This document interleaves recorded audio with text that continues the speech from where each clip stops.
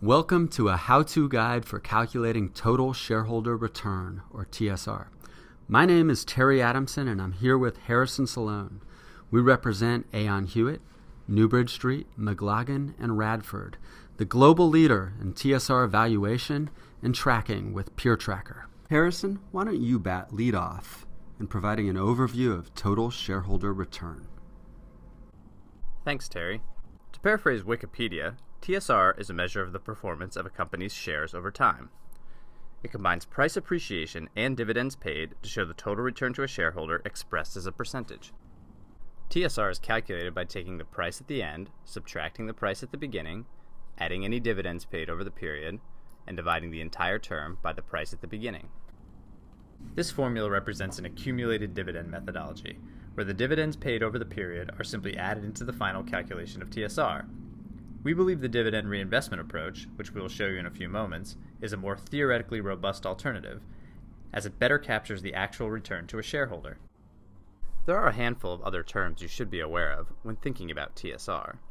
Total return to shareholders, compound annual growth rate, or CAGR, internal rate of return, or IRR, or simply total return, are all synonymous with total shareholder return. While this may seem straightforward, there are some complexities that can arise in the calculation of TSR. Some topics we'll be taking you through today include averaging periods, regular dividends and timing, stock splits, restructurings and spin-offs, and currency conversions. To get us started, I'll take us through the concept of averaging periods. Companies use averaging periods in order to smooth out stock price fluctuations for their calculation of TSR. A 20 or 30-day averaging period is typical, but in this example, I'll take us through a simple 5 trading day average. The schedule of stock prices on the screen in front of you represents 5 trading days. To get the average price over the 5 trading days, we simply add up all the prices and divide by 5. This equals $103. We would then use this $103 as either the beginning price or the ending price in our calculation of TSR. You can see that even though the stock price went as high as $105 and as low as $100 over the averaging period, the average price came out somewhere in between. The more days you add to an averaging period, the less impact that any single day's stock price will have on the average price. Terry's going to take us through our next topic, dividends. With respect to dividends, there are several dates to be aware of. First is the declaration date. Second is the ex-dividend date. Third is the record date. And last comes the payable date. Without going into the nuances of each of these dates, the important thing to be aware of is that the ex-dividend date is the theoretically correct day for reinvesting. It represents the date that an investor is guaranteed to receive the dividend payment. Let's do an example.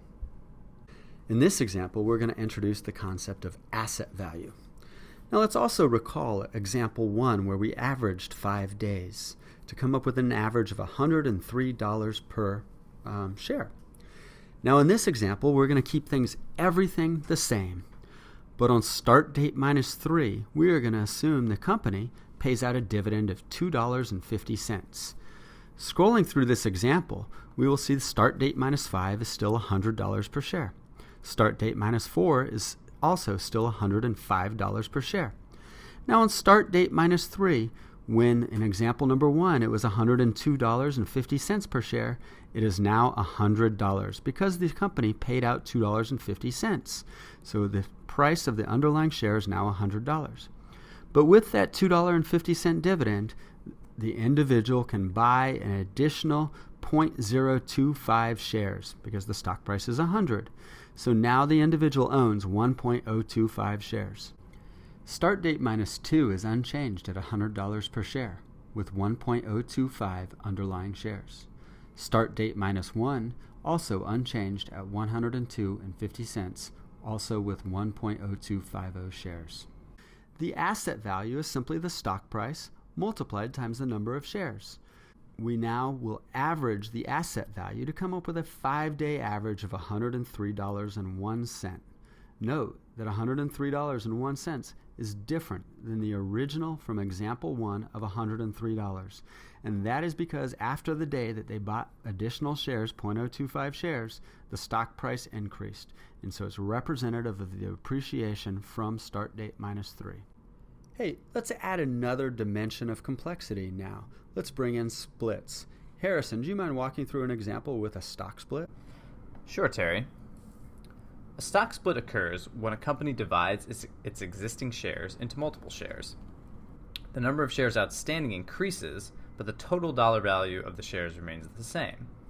This has no effect on the underlying value of the company, but it adds a layer of complexity to the calculation of TSR.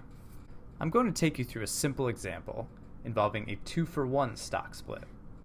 In this example, the company issues one additional share for every one share outstanding, but the dollar value of each share is cut in half. On start date minus 4, the company undergoes a 2-for-1 stock split. If you recall from our earlier example, the price on start date minus 4 was $105. After the stock split, the price is dropped to $52.50, but you can see in our shares column that the number of shares has doubled from 1 to 2.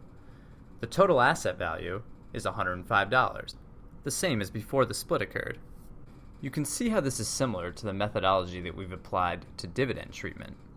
The alternative to this type of method would be to apply a split adjustment factor, where all of the prices would need to be split adjusted on either a go forward or backward looking basis.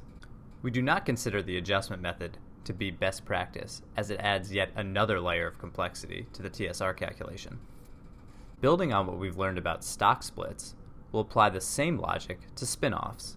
Spin-offs are actually very similar to stock splits, in that the price of the stock will drop by a certain ratio, but instead of receiving the equivalent amount of shares in the original company, you receive shares in a brand new company.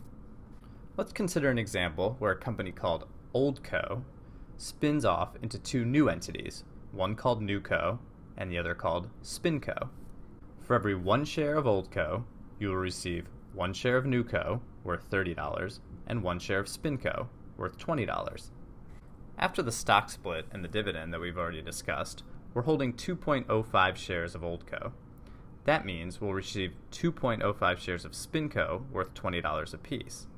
In order to track TSR, we'll assume that these 2.05 shares of SpinCo are immediately liquidated for $20 apiece. We'll then use those proceeds to buy more shares in NewCo at $30 apiece. The total proceeds from our liquidation of SpinCo shares is $41. If we use these proceeds to buy $30 shares in NewCo, it allows us to buy an additional 1.367 shares. If we add these 1.367 shares to the 2.05 shares that we already own, we're left with a total of 3.417 shares. Finally, by multiplying the 3.417 shares times the $30 price per share of NewCo, we end up with an asset value of $102.50. You can see that this is unchanged from the previous asset value, even though a large corporate transaction has occurred. Next, Terry's going to introduce another example, currency conversions. More and more global organizations are selecting international peers, which brings the question, do we measure TSR in local currency or a common currency? One large governance organization, the ABI, specifically states in its charter to use a common currency, which means that all stock prices should be converted on a daily basis and requires a source for international exchange rates. This is a significant challenge and is worthy of its own video, which can be found at our portal. Next, we're going to give an example of some other methodologies for calculating TSR, which we see in the marketplace, other than our theoretical best practice. The first is through the use of volume-weighted average prices, or VWAPs. Generally, we don't believe these are necessary, especially since these plans generally have an averaging period to smooth out the calculation. Further, it brings up the question, is the VWAP an intraday VWAP or closing stock price VWAP? The second and third I'm going to categorize into the same sort of simplifying assumptions. That's to not have any dividend reinvestment, or instead to use dividend reinvestment at the end of the month or end of the quarter.